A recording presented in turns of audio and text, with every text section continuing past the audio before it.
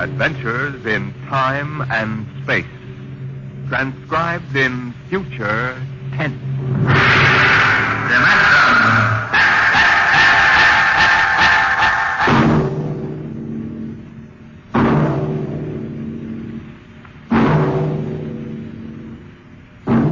The National Broadcasting Company, in cooperation with Street and Smith, publishers of astounding science fiction, bring you Dimension X.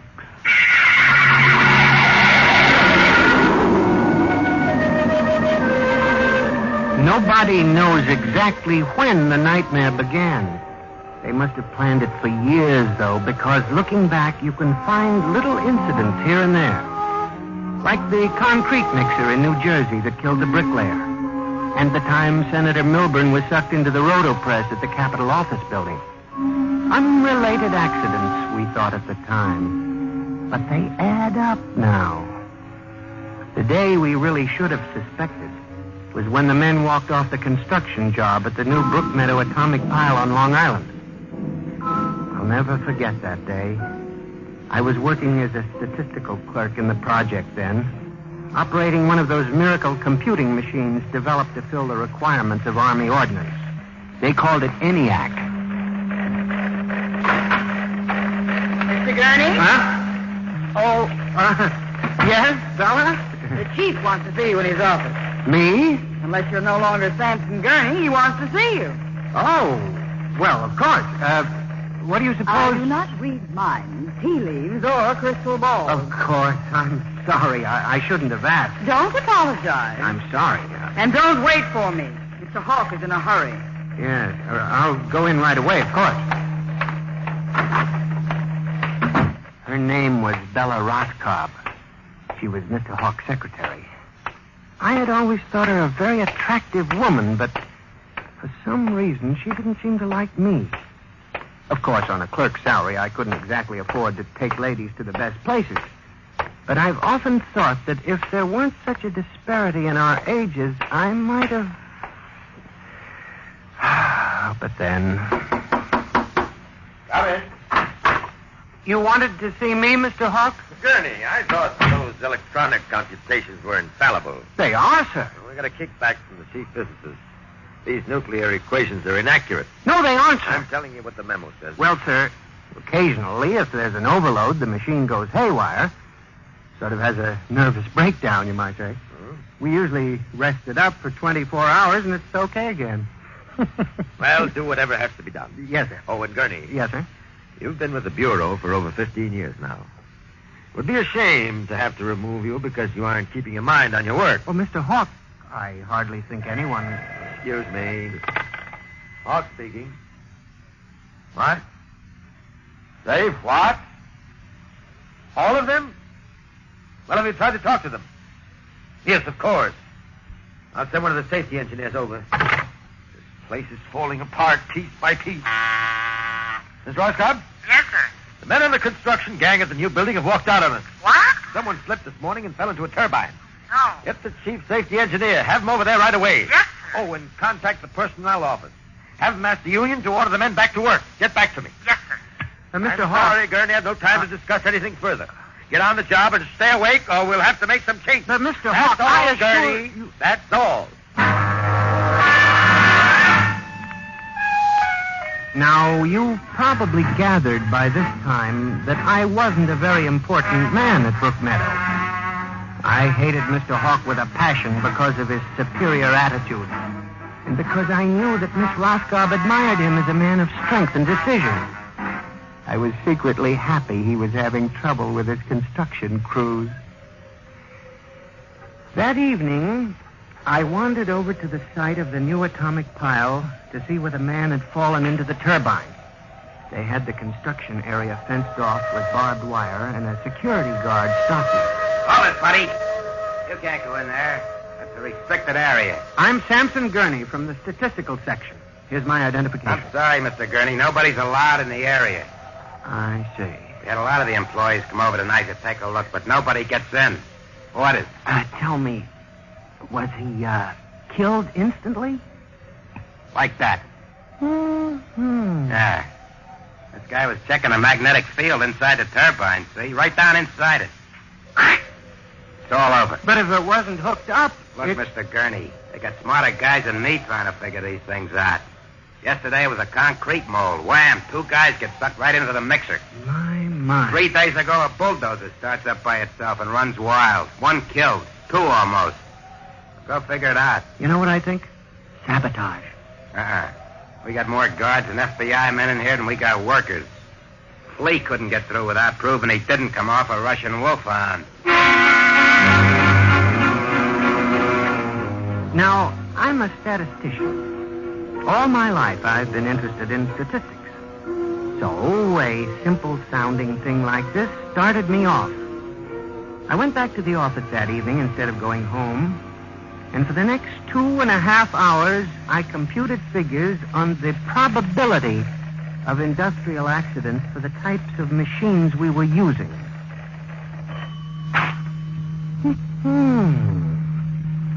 I took one look at my figures and went down to Hawk's office. Just as I figured, he was staying late working on a settlement with the construction workers. Yes? Oh, good evening.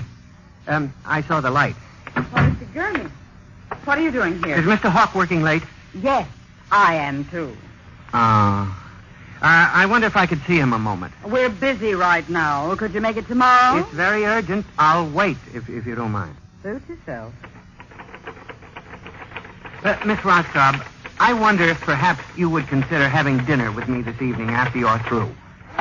I have a date, Mr. Gurney. I was thinking we might go to Raymond's. They have very good spaghetti. Mr. Hawk has already asked me to have dinner with him at the Golden Shish Kebab.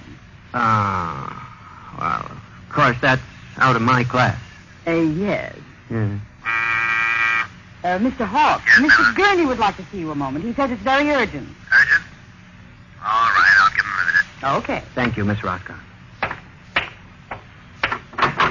Mr. Hawk, in the past 3 months, industrial accidents all over the country have taken a sharp, unexplained upswing. Why don't you stop playing FBI man and stick to your job?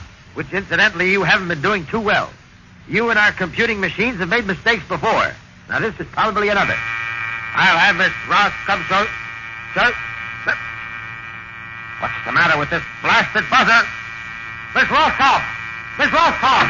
Yes, sir. Stop this blasted buzzer. Get a repairman, a mechanic, anything, but stop the thing. And you, Gurney, get out! I went back to my office to get my hat and coat, feeling about as unhappy and humiliated as a man can feel. He had thrown me out in front of her. The office was dark and deserted. The whole building seemed oppressive and unnatural.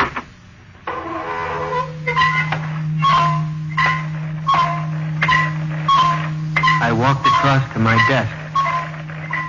In front of me, the ENIAC glowed and chattered eerily as it worked on the equations we had fed it that morning. Its many-fingered circuits hung against the wall like some great octopus. And the thousands of tubes glowed orange and blue in the dark like 1,000 eyes staring at me. It almost seemed alive. Then it increased its tempo a moment, and a fleeting notion crossed my brain that it was laughing at me. Laughing like all the others. What was the matter with me? What? And I shut my desk drawer and began to put the cover on my ENIAC typewriter when an amazing thing happened. The most amazing single incident of my life. Alone in the darkness, with no one at the keyboard, the ENIAC typewriter began to type. Am I going crazy? This can't be. There's nobody here. There's nobody here. Oh, no. I'm just imagining it. It's in my mind. But I hadn't imagined it. The paper was there in the carriage.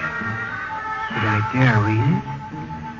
Or would the whole thing suddenly vanish and send me shrieking to the nearest psychiatrist? Sampson Gurney, There are some equations better left unsolved. The answer to yours is death. It was not until I turned to go that I was suddenly aware of the utter and complete silence of the room. Then it dawned on me. The ENIAC had stopped working.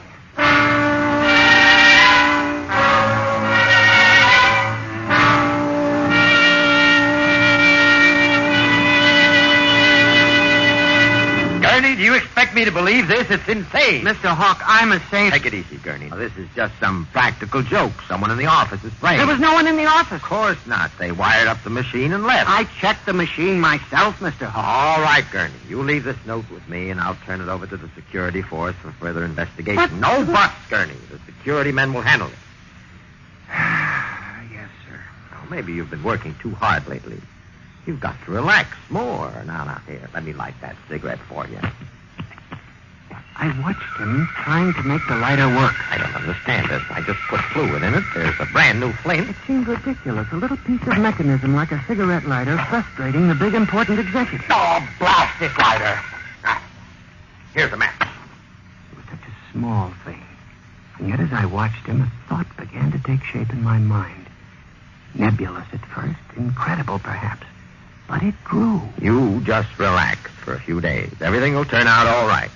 Now, the main thing is not to let little things upset you.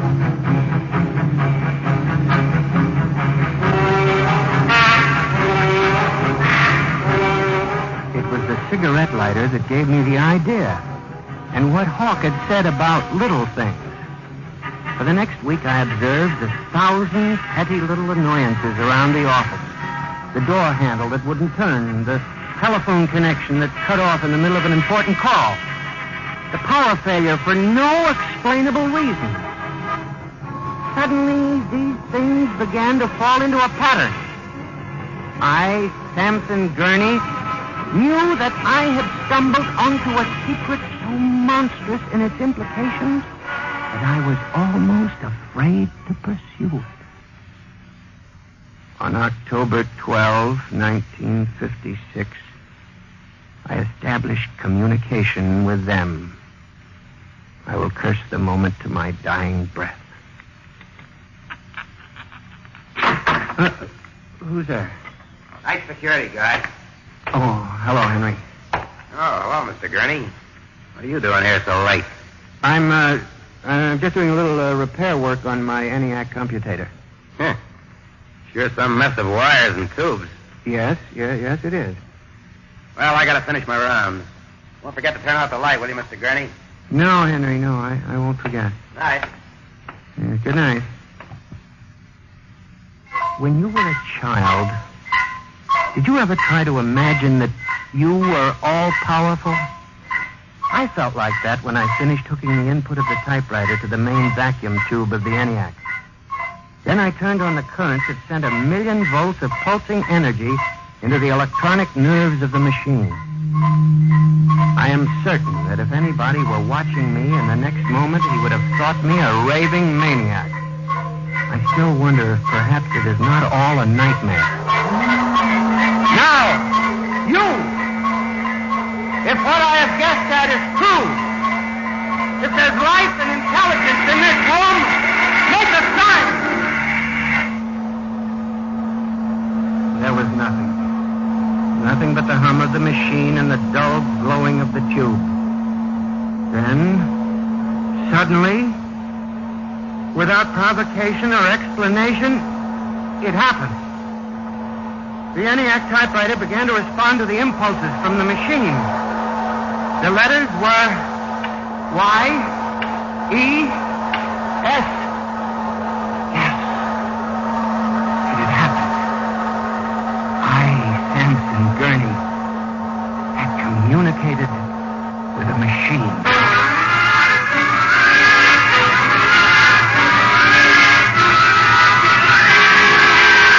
I was about to try to communicate again when suddenly, on ball-bearing casters, a heavy metal filing cabinet began to roll away from the wall toward me. I started to move to one side when another cabinet slid out from the wall, and then another surrounding me. That was when I realized that they cooperate. We taught them that, you see, on the assembly lines and in the factories. There was no way out. How could a mere man reason with some machine? Still, they needed us. They needed us to oil them and repair them and build them. They hadn't gotten to the point yet where they could exist without man. I had to make them understand that before they killed me. Listen to me. You must listen. What good will it do you if you kill me? I'm only one man, but I can help you. I can be useful to you. Do you hear me? Do you hear me? Good. You're going to need men to oil you and repair you. I'll do anything. I'll do absolutely anything you want, but in the name of God, don't kill me. If you can understand this, answer me. Answer me. The appeals captured the longing of centuries. Man as slave to the machine.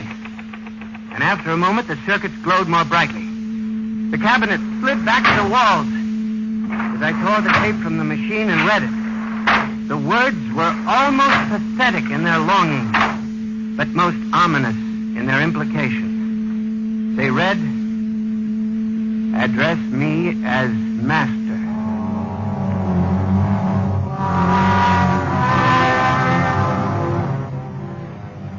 My life for the next 6 months was a nightmare. The ENIAC gave me messages which I had to transmit into my telephone. I was frantic. I began to lose weight. I couldn't sleep. My nights were torture, a constant fear. It was in December, just after Christmas. I was sitting in my room, listening to a broadcast. Ladies and gentlemen, a special bulletin. Already 24 hours before the peak of the New Year's traffic, over 1,000 deaths have been reported. This is an unprecedented figure. Again, if you... That very afternoon, I had transmitted a message to the telephones for relay to all machines of transportation. The message was one word. Kill.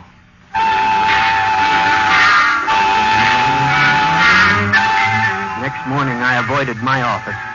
Instead, I went directly to the office of Mr. Hawk. I was highly agitated. My lips trembled as I spoke. Well, Gurney?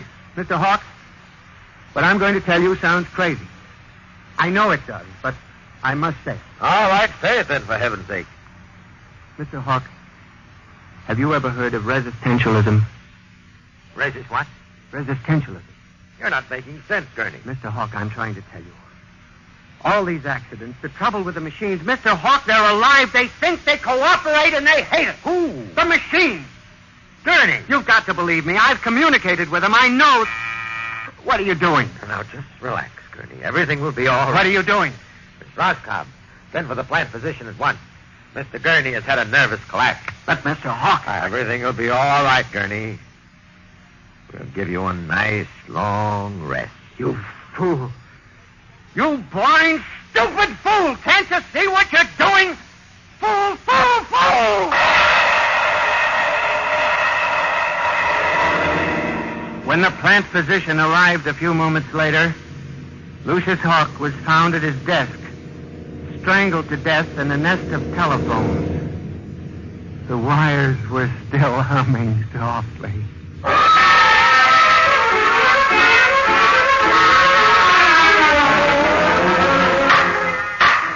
Samson Gurney, you stand accused of the crime of murder. How do you plead? I did not kill him. I didn't. So record. Prosecution will proceed with testimony. Now, Miss Roscoe, did the accused quarrel with your employer on the morning of the murder? Oh, yes. He and Mr. Hawk quarreled violently. I could hear Mr. Gurney screaming at him. And Mr. Hawk asked me to send for the plant physician. What were his words? He said, Mr. Gurney has had a nervous collapse. Now, Mr. Simpson, you are a guard at the Brook Meadow Project? Yes, sir. When did you have occasion to meet the accused? Right after those accidents. He was snooping around the construction area.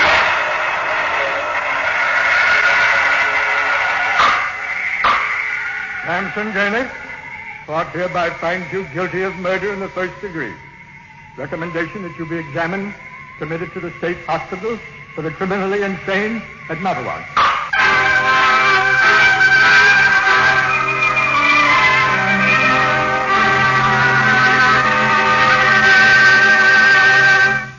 And that's how I came to be here at the hospital, Dr. Klein. That's the whole story. Thank you, Mr. Gurney. You can see that I'm not insane. You must believe me, Doctor. Of course I believe you, Mr. Gurney. Now tell me about this revolt. It will begin in Washington, then spread to New York. Yes? The Madison Avenue buses lead the charge. Picture it, Dr. Klein, 3,000 buses roaring rampant through the streets, people running like rats in a maze looking for manholes in the pavement. And you really believe this will happen, Mr. Gurney? I know it, Doctor. The worst part of it is there's no way to stop them now. It's too late. Now, you mustn't excite yourself, But, Mr. Doctor, Gurney. don't you see?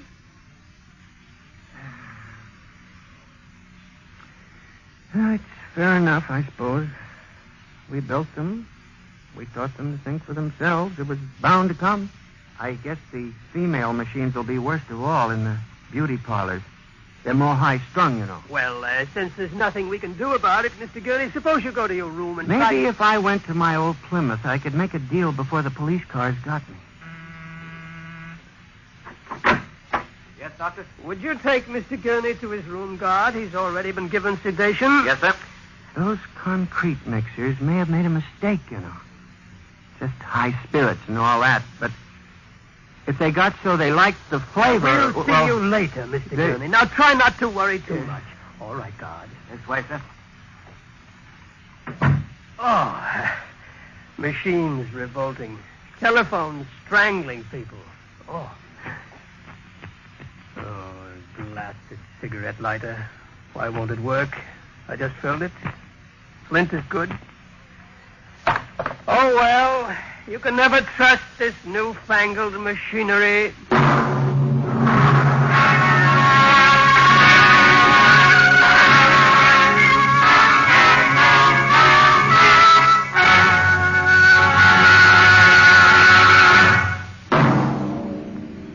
Next week, Dimension X will present a story of the future. A story of an insignificant pebble in the sky called Earth, and of a man from a distant star who grew to love this unimportant planet.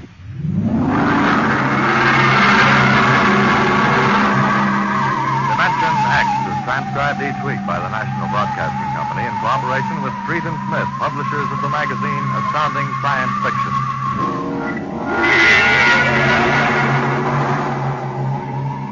Nightmare was written by George Leffert and based on a poem, The Revolt of the Machines by Stephen Vincent Benet. Featured players in the cast were John Gibson as Mr. Gurney and Rita Lynn as Bella Roscom. Norman Rose is your host. Music by Albert Behrman. Engineer Bill Chambers. Dimension X is produced by William Welch and directed by Edward King.